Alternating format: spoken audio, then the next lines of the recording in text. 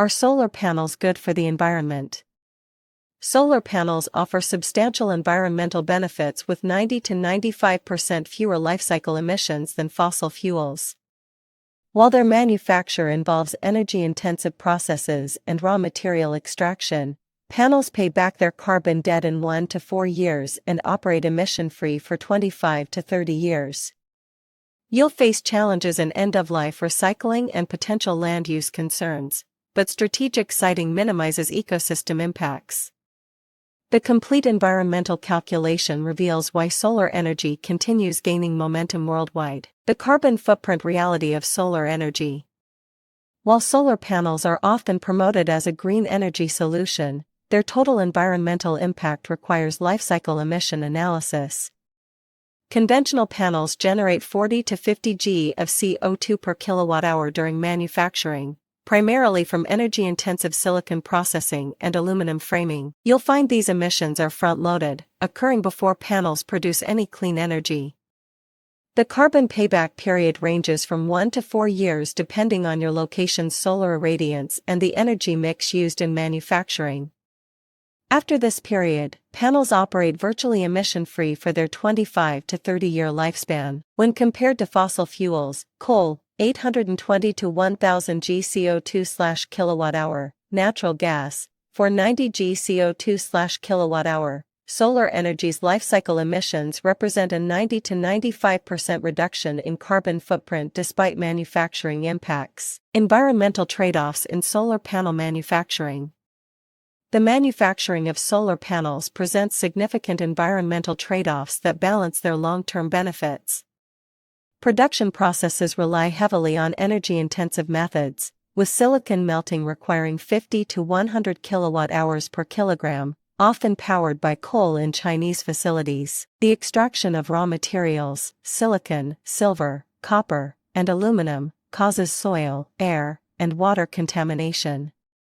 Quartz processing demands temperatures reaching 1,800 degrees Celsius, while lithium mining for batteries disrupts ecosystems and contaminates water sources. Toxic materials compound these concerns.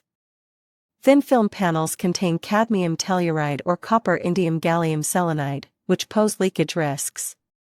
Manufacturing releases potent greenhouse gases, including nitrous oxide, 300 times more potent than CO2, and perfluorocarbons during wafer production. With 78 million tons of panel waste projected by 2050, recycling challenges further complicate solar's environmental equation. Land use and ecosystem impacts of solar installations. Solar installations require substantial land allocation, creating significant ecosystem trade-offs that must be carefully managed. Large-scale solar farms can necessitate areas comparable in size to Massachusetts or Nova Scotia to meet renewable energy targets, potentially competing with prime agricultural land and threatening food security. You'll find ideal deployment strategies focus on brownfield development, utilizing landfills, former industrial sites, and low-fertility areas, which minimizes disruption to productive ecosystems.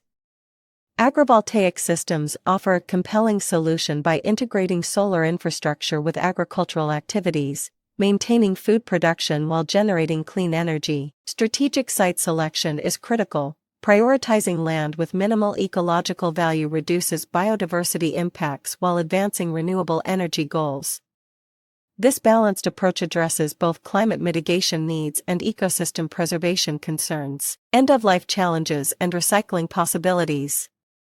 Beyond land use considerations, photovoltaic panels face significant end-of-life management challenges that affect their overall environmental footprint.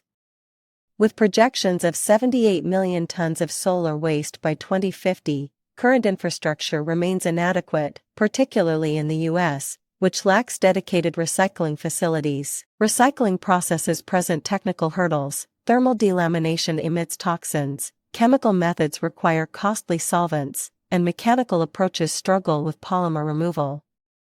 Nevertheless, recovery rates are promising: 95% for glass, 85% for silicon, and 95% for semiconductors in thin film panels.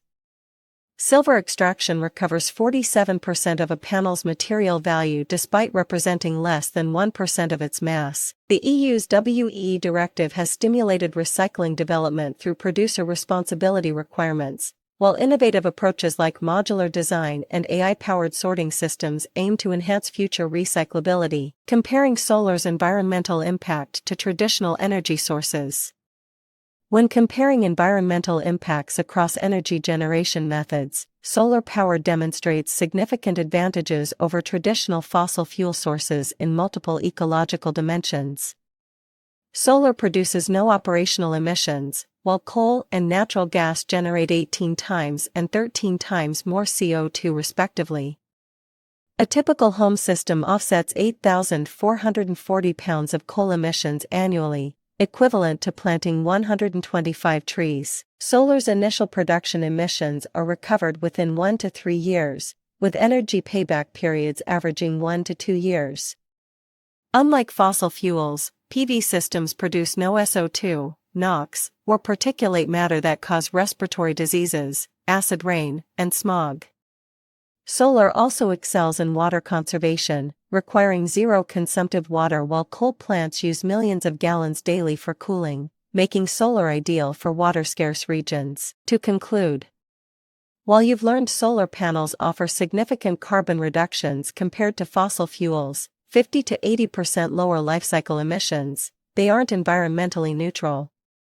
Manufacturing requires rare minerals and energy-intensive processes. Modern panels occupy 5 to 10 acres per MW, potentially disrupting ecosystems. With recycling rates currently below 10%, end-of-life management remains problematic. Your environmental calculus must weigh these factors against solar's substantial climate benefits. Thank you for listening from me, Jenny Newton. Goodbye and see you next time.